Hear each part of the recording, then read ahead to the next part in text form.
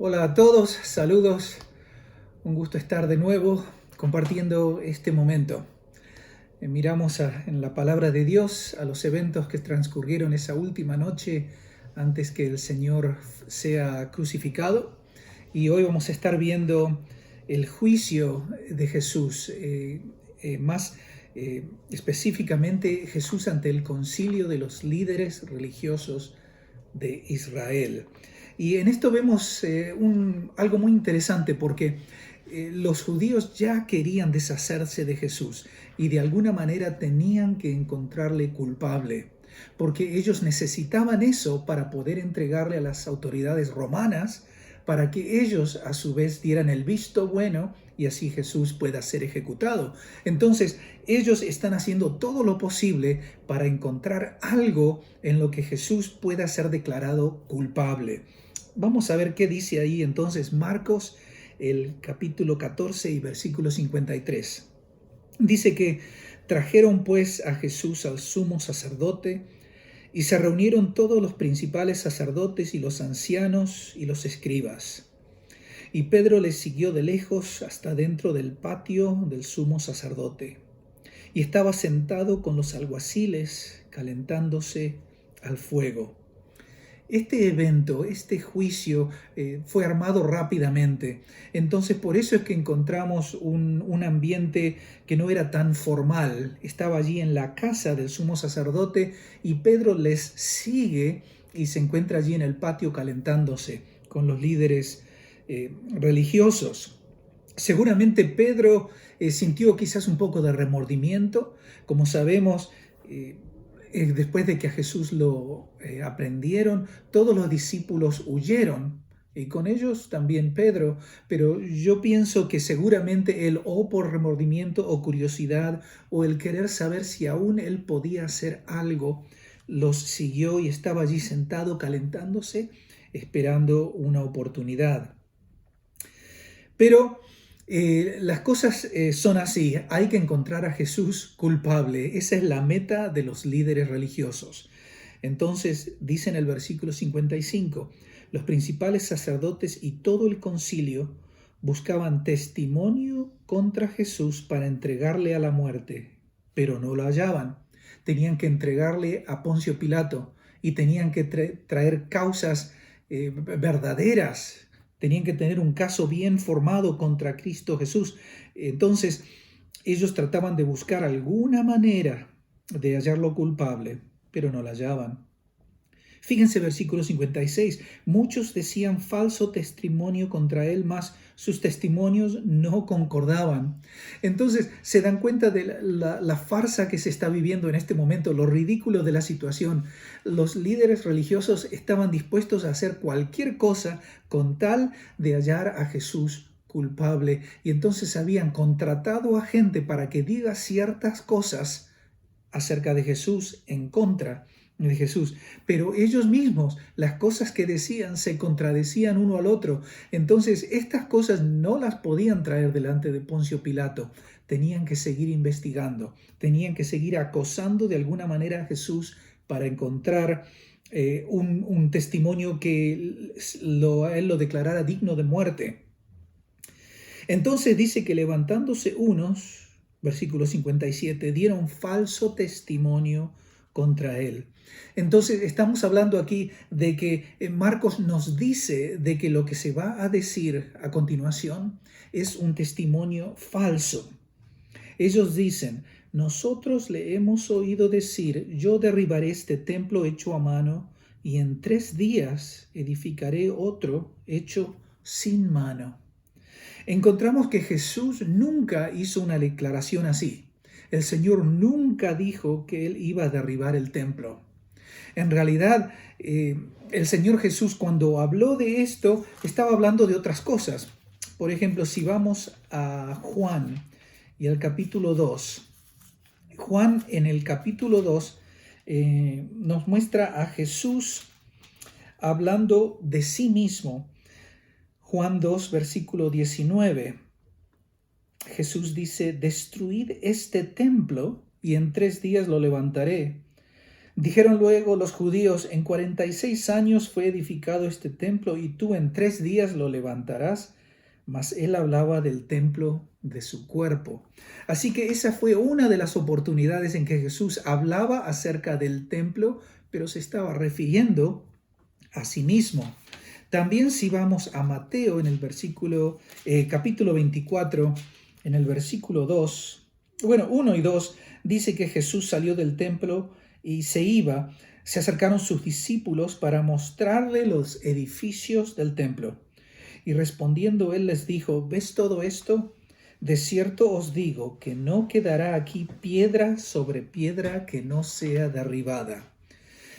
Ven que en realidad Jesús no estaba diciendo en esa oportunidad que él iba a destruir el templo, sino que más bien estaba mirando hacia el futuro.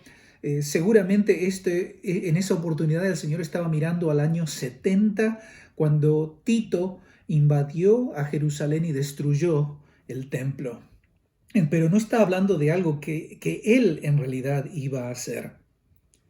Pero fíjense, versículo 59 dice que ni aún así concordaban en el testimonio.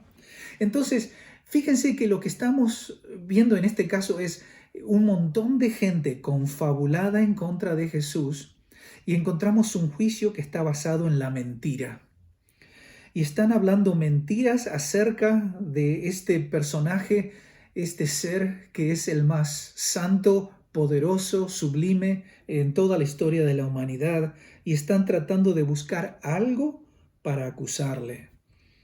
Entonces, el versículo 60, el sumo sacerdote, ya levantándose en el medio, él ya seguramente no aguantaba más, y él necesitaba que se dé algo a lo que él pueda asirse para llevar a Poncio Pilato.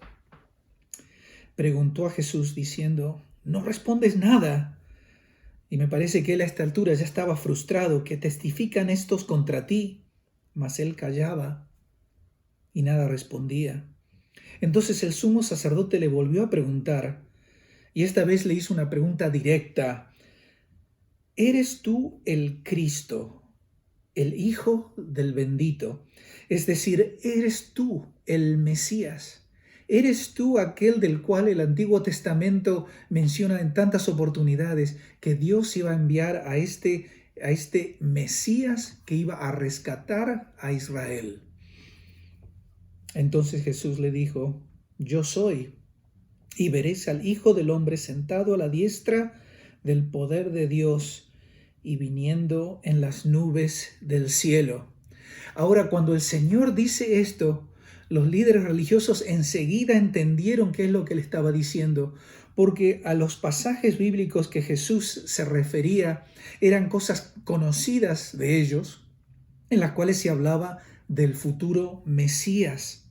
Fíjense lo que dice, por ejemplo, Daniel. El libro de Daniel, el capítulo 7 y el versículo 13. Daniel, capítulo 7 y versículo 13.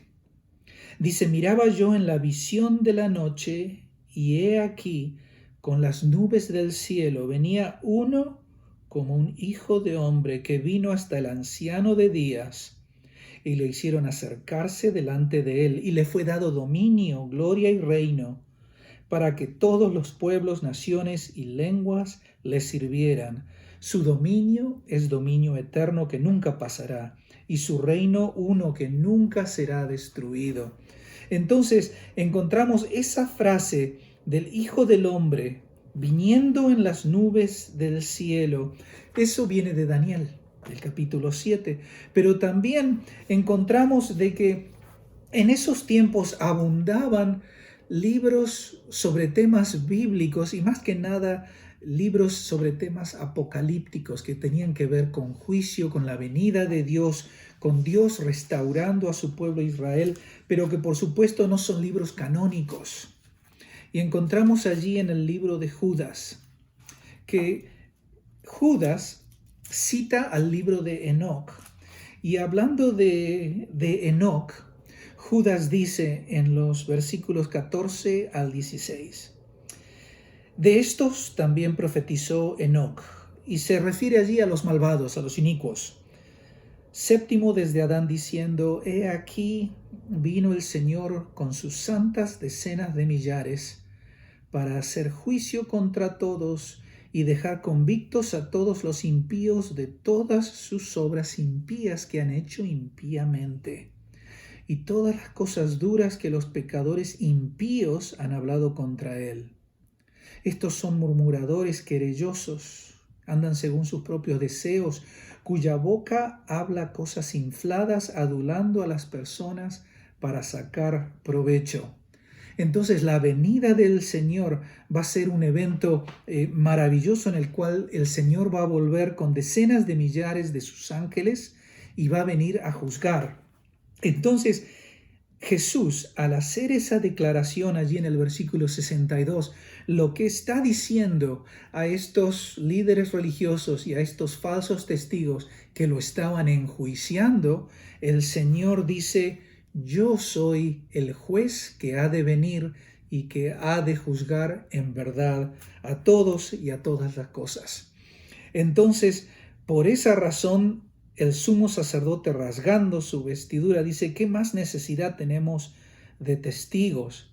¿Habéis oído la blasfemia? ¿Qué les parece? En realidad Jesús no blasfemó, pero en la manera de pensar de ellos, Él se estaba haciendo igual a Dios. Él estaba afirmando de que Él era este Mesías.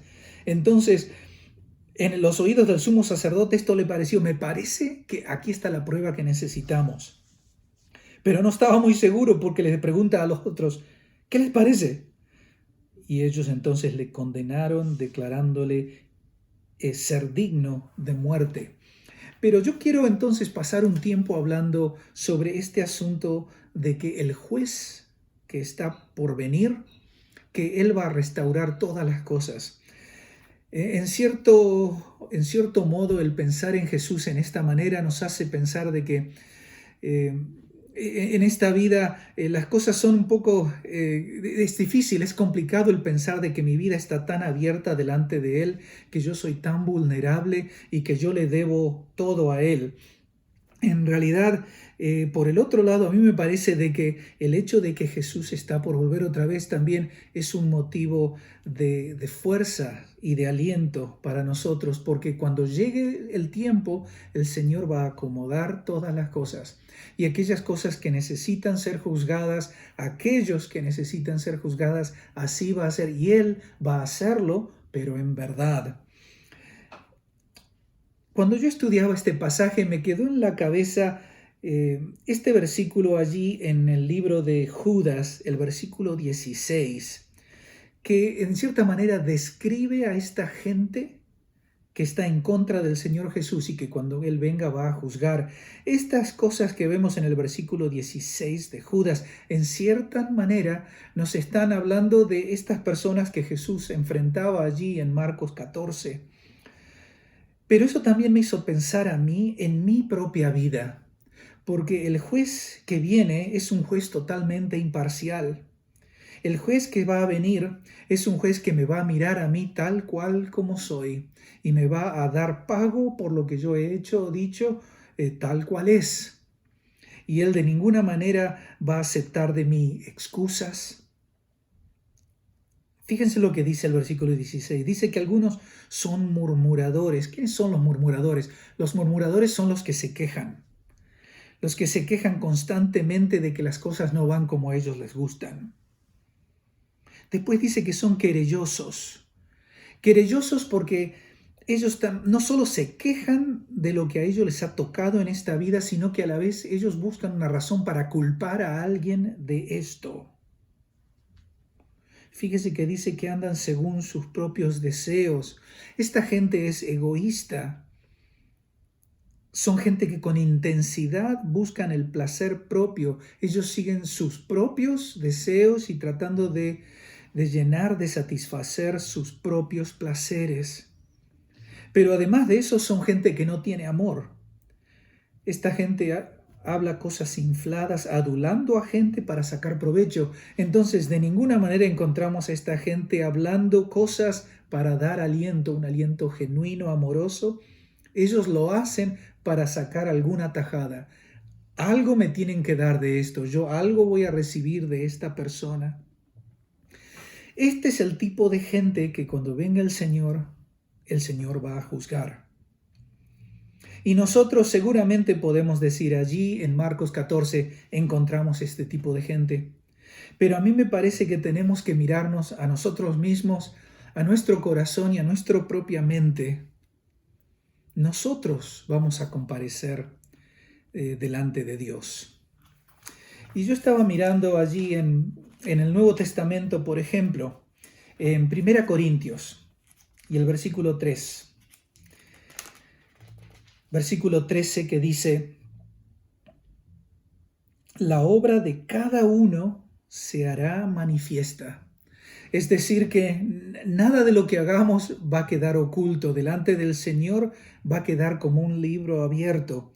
Pero no solo eso, fíjense en el capítulo 4 de 1 Corintios y el versículo 5 que dice que Él también manifestará las intenciones de los corazones. Y entonces cada uno recibirá su alabanza de Dios. Es decir, que aún las intenciones de nuestros corazones van a estar abiertas, van a estar expuestas delante de Dios. Entonces, nosotros mismos no tenemos escapatoria. Si bien para nosotros no hay condenación en lo que se refiere a que si vamos a ser salvos o no, si nosotros estamos en Cristo ya no hay condenación, pero sí hay juicio en la que cada uno va a recibir de acuerdo a lo que ha hecho. Y el Señor nos va a mirar a cada uno en verdad por lo que hay dentro de nuestros corazones. Ahora también los quiero llevar allí a Hebreos y con esto vamos a terminar. En Hebreos, en el capítulo 4 y el versículo 13, dice que no hay cosa creada que no sea manifiesta en su presencia. Antes bien, todas las cosas están desnudas y abiertas a los ojos de aquel a quien tenemos que dar cuenta. Entonces, no hay nada que esté oculto. Todas las cosas están desnudas delante de Él. Vamos a tener que dar cuenta delante de Dios. Entonces, sabiendo que las cosas van a ser así, ¿cuál debería ser nuestra actitud en estos días, en esta vida? Fíjense lo que dice Hebreos en el capítulo 10 y voy a leer de los versículos 19 al 23.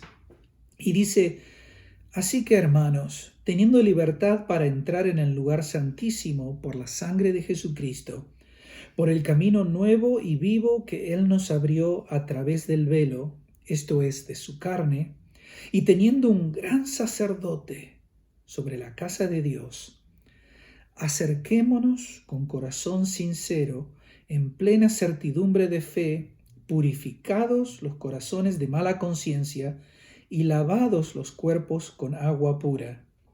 Mantengamos firme, sin fluctuar, la profesión de nuestra esperanza. ¿Por qué?